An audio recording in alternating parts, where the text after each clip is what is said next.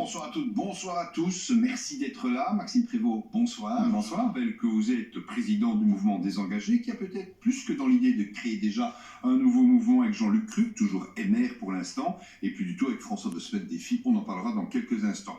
Une actualité qui est aussi évidemment chargée avec le scandale du Parlement européen. Dans ce dossier, l'apparition d'un repenti. Autre moment grave, on en a parlé tout à l'heure dans le JT de Nathalie Malleux, un Belge toujours en prison dans les geôles iraniennes. Et chez nous parlerons bien évidemment réforme fiscale, sécurité aussi, on l'a vu, on l'a déjà entendu. Nathalie, le menu est chargé. Effectivement, bonsoir Maxime Prévost. Commençons par ce scandale de corruption qui mine le Parlement européen.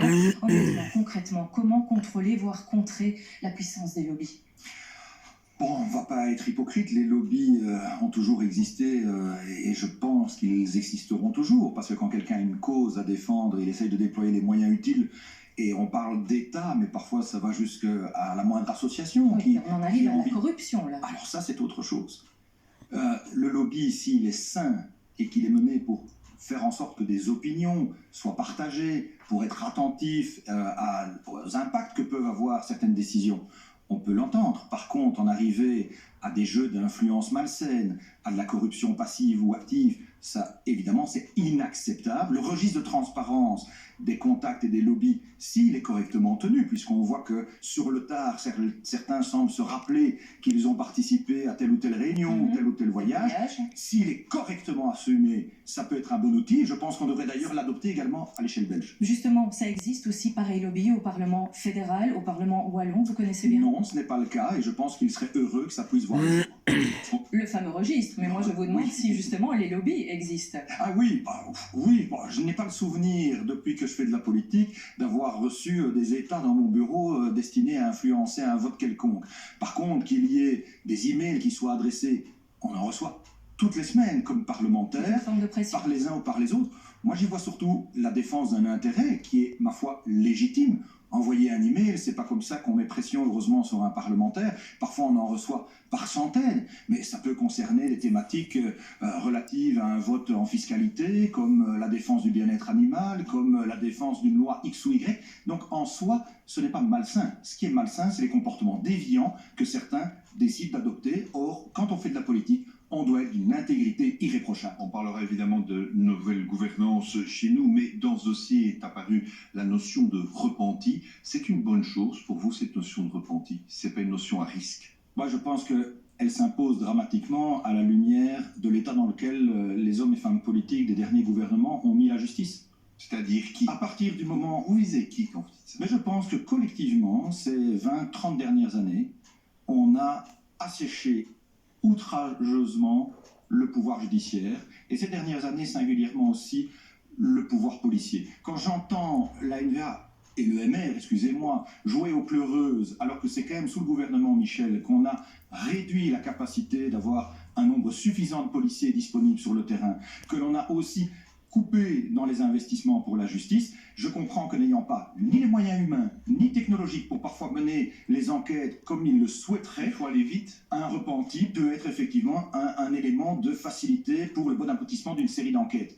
Mais donc, le vrai enjeu, c'est d'abord de redonner les moyens clairs et nets pour la justice et la police, et ça a toujours constitué une priorité pour les engagés. Mais j'en reviens à la notion même de repenti, philosophie du droit. Est-ce que vous n'avez pas l'impression que malgré tout, c'est une remise de peine déjà avant que la peine ne soit prononcée? C'est la justice avant la justice. Est-ce qu'on devait faire un cadeau dans ce moment-là? Je pense qu'on peut se poser la question, comme d'ailleurs le régime des transactions qui existe et qui permet à certaines personnes, une fois qu'elles sortent le chéquier, plutôt riches, ce sont les riches qui sont favorisés. Il faut le reconnaître, quand on a davantage les moyens, on a cette faculté de pouvoir mettre un terme précocement à une action de justice. C'est un débat sans fin entre l'équilibre destiné à éviter que la justice ne s'enferme dans des procédures au risque qu'elles n'aboutissent pas, et donc à un moment donné, la durée anormalement longue vienne bénéficier à celui qui est suspect, et d'un autre côté, cette équité que nous souhaitons entre tous les justiciables, entre tous les Belges, et donc en réinvestissant dans la justice, en donnant les moyens à celle-ci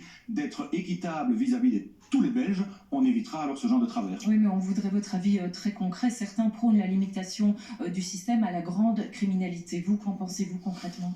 Écoutez, je ne vais pas vous improviser une réponse sur le sujet, n'ayant pas eu l'occasion d'en débattre avec sérieux avec le monde judiciaire. Parce que ça peut être facile sur un bout de table maintenant de dire c'est bien, ce n'est pas bien, mais je pense que pour pouvoir faire une œuvre politique sérieuse et crédible, il faut qu'on puisse aussi s'imprégner des réalités de terrain, et singulièrement du monde judiciaire en l'occurrence. Mais en attendant, ici on parle d'un ancien eurodéputé, c'est pas ça qui va encore donner confiance aux citoyens. On en parle souvent sur ce plateau, la confiance aux citoyens. Dans un an, on va tous aller voter. Comment est-ce qu'on fait encore confiance à des personnes qui se retrouvent maintenant mouillées, trempées dans des affaires solides de corruption ? Mais je suis évidemment choqué et désespéré comme démocrate. Parce que je fais partie des personnes, et on est heureusement nombreux, tous partis confondus, à se lever tous les matins avec des valeurs aux tripes et avec la volonté de faire une politique efficace. Et quand on voit ce genre d'acte, qui va à nouveau éloigner le citoyen du politique, on a le sentiment que les seuls gagnants, ça va une nouvelle fois être les populistes et les extrémistes. Alors qu'est-ce qu'il faut faire pour changer au niveau de la gouvernance chez nous ? Alors d'abord, je pense qu'on doit, à une période où on appelle les citoyens à plus de sobriété énergétique, être aussi dans une phase de plus grande sobriété politique. C'est-à-dire, ça veut dire clairement du slogan. Non, mais clairement, je pense que l'on doit pouvoir être en capacité de mettre fin à une série de circonstances qui sont perçues comme des privilèges, plutôt que finalement des mécanismes de droit commun. Les indemnités de départ, par exemple, au terme d'un mandat, c'est toujours perçu à tort, comme un parachute doré, alors que l'on pourrait être dans un mécanisme finalement de droit commun avec le régime des préavis, comme d'autres le connaissent. Vous visez l'ancien président du Parlement wallon ? Non, je vise simplement le régime global qui est applicable aux parlementaires. Je ne veux pas tomber dans le bashing anti-député un peu facile, parce qu'on a besoin, pour qu'une démocratie soit vivifiée, de parlementaires aussi, dont le statut est clair, sinon on va avoir finalement que des détachés d'administration qui seront dans les parlements. Et je n'ai pas envie d'un parlement que de fonctionnaires. Par contre, c'est ce que j'appelais cette sobriété politique de mes voeux. Nous devons analyser ce qui apparaît aujourd'hui aux yeux de certains comme des privilèges. On a un régime fiscal en partie sur le salaire qui doit être revu. Il n'y a pas de raison que nous soyons exonérés d'une fiscalité sur une partie des frais. Je pense qu'on doit être aussi dans une démarche de limitation des revenus. Aux engagés, ce que nous préconisons, ce n'est pas l'interdiction de cumul de fonctions, c'est l'interdiction d'un cumul de rémunération. Il est sain que dans des parlements, il y ait des mandataires locaux qui connaissent le terrain et qui peuvent en parler utilement, sinon on aura juste des parlements de philosophes. Mais pas de là à cumuler les revenus. Vous pouvez cumuler les deux activités, mais un seul salaire, parce que l'appât du gain ne saura et ne peut pas être un motif noble d'engagement en politique. Un homme souffre actuellement en prison, dans les prisons iraniennes, c'est Olivier Van de Castel. Un de ses amis était ici, sur le plateau de Jeudi en Prime, jeudi passé. Il disait que la ministre des Affaires étrangères, Adel Habib, devait se rendre en Iran. C'est ce faire, et je pense que le gouvernement doit d'ailleurs avoir un sursaut dans son action, que l'on sent un petit peu parfois à deux vitesses. On a le ministre de la Justice qui a été très engagé avec une volonté réellement d'obtenir le retour d'Olivier Van de Castel. Et à côté de ça, on sent la fébrilité de la ministre des Affaires étrangères. Ça ne va pas. Vous l'expliquez comment, sa fébrilité ? Tout doit en tout cas être fait pour que notre compatriote puisse revenir au pays dans les meilleurs délais et les meilleures conditions de santé. Mais la voie que le gouvernement a empruntée n'est pas une voie bonne. Elle est même dangereuse. Le fameux traité en question, il a 3 effets pervers. Rappelons qu'il proposait premièrement d'échanger un otage humanitaire contre un terroriste.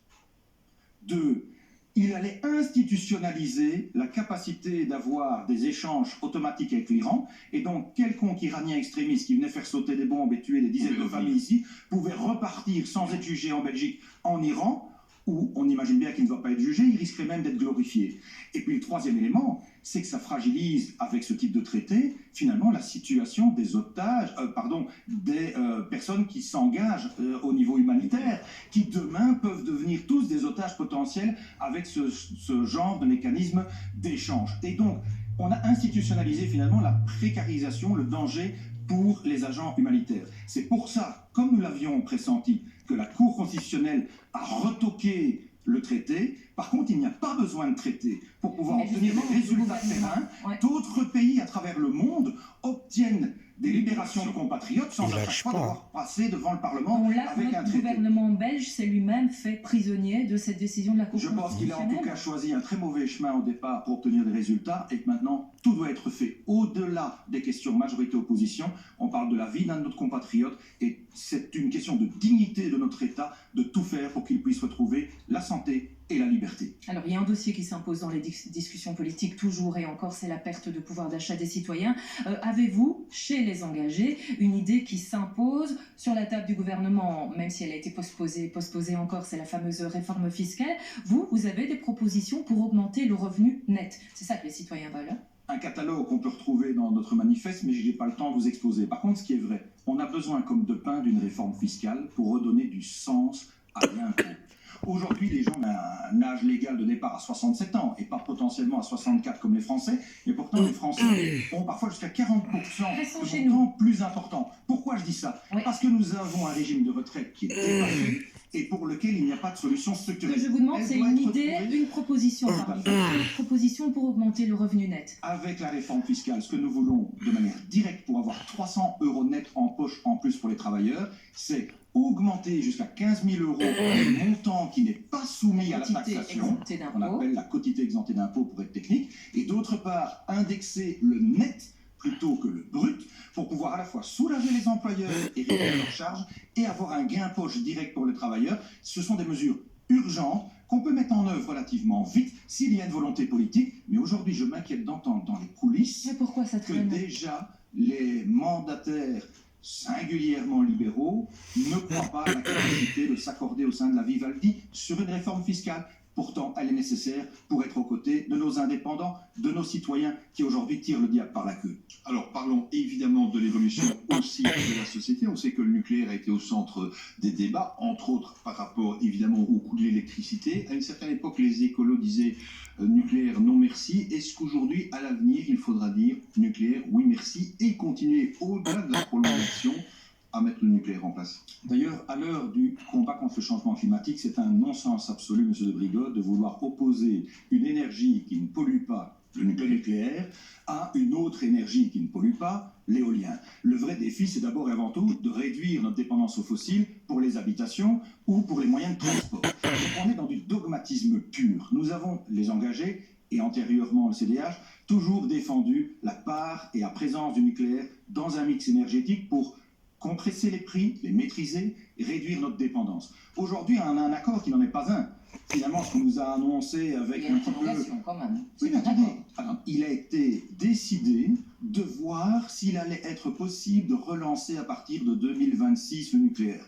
Sans certitude à ce jour. Et sans non plus mesures qui garantissent la disponibilité de production utile pour l'hiver 25-26. Donc finalement, on a un accord très énergivore, sans qu'on sache qui va payer, y compris pour les déchets, et si les ménages vont être impactés. Et donc oui, le nucléaire, c'était ma question, qui ne doit pas être diabolisé ni vu de manière angélique, a les vertus qui permettent aujourd'hui de compresser les prix. Il faut donc le conserver. Si la facture a explosé, c'est notamment parce qu'il y a eu des postures dogmatiques depuis plusieurs années. Donc aujourd'hui, chacun fait les frais dans ses factures d'électricité. Et quand j'entends écolo, dès maintenant, déjà annoncé qu'il est contre, visiblement il n'a pas retenu la leçon avec humilité, les nouveaux types de réacteurs modulables de petite dimension, qui pourtant en termes de recherche et développement peuvent apporter une solution et y contribuer, à la fois dans la maîtrise des coûts, la réduction de notre dépendance et la limitation des émissions de CO2, je me dis qu'on est en train de refaire une deuxième fois l'erreur. Maxime Prévost, il nous reste quelques minutes. On se doit de parler de votre avenir, ou plutôt de celui de la formation. Les engagés, élection 2024 en perspective, l'idée d'un mouvement commun, le parti des défis porté par François de Smet, et avec Jean-Luc Cruc, du MR, semble morné. Ces défis notamment qui ne suivent pas, mauvaise nouvelle pour vous, ça va mal. Alors, défi referme la porte et je trouve honnêtement que c'est un acte manqué. Je pense que M. de Smet et son parti manquent cruellement de courage. À l'heure où finalement on n'a jamais connu une situation de crise multiple aussi aiguë dans notre pays. Il fallait du courage pour s'allier avec vous?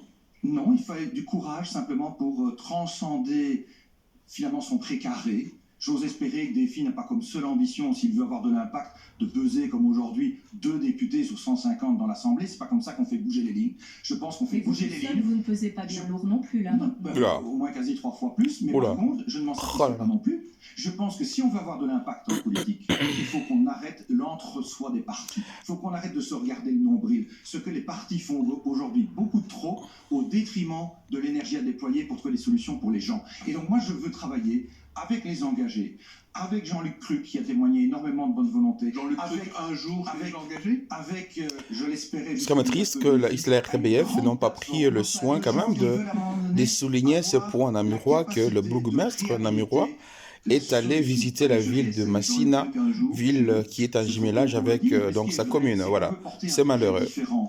Un projet qui à la fois soit plein de générosité mais sans verser dans l'assistanat comme les socialistes ou la gauche. Un projet qui soit volontariste sur le plan écologique mais sans tomber dans le dogmatisme écolo. Un projet qui fasse la part belle à la créativité et l'esprit d'entreprise mais sans tomber dans le conservatisme actuel et aigu du MR. Et que l'on puisse alors retravailler à la notion de bien commun, qu'on puisse redonner du sens et de la force à la nuance plutôt que d'avoir des clashs et du trash, bref, refaire de la noble politique. Dommage, en tout cas, pour la partie pour Kinshasa n'est pas citée dans cette émission. Et c'est dommage pour la RTBF qui n'ont pas en tout cas souligné ce point-là, alors que M. Maxime Prévost a fait un bon séjour à Kinshasa. Bonsoir.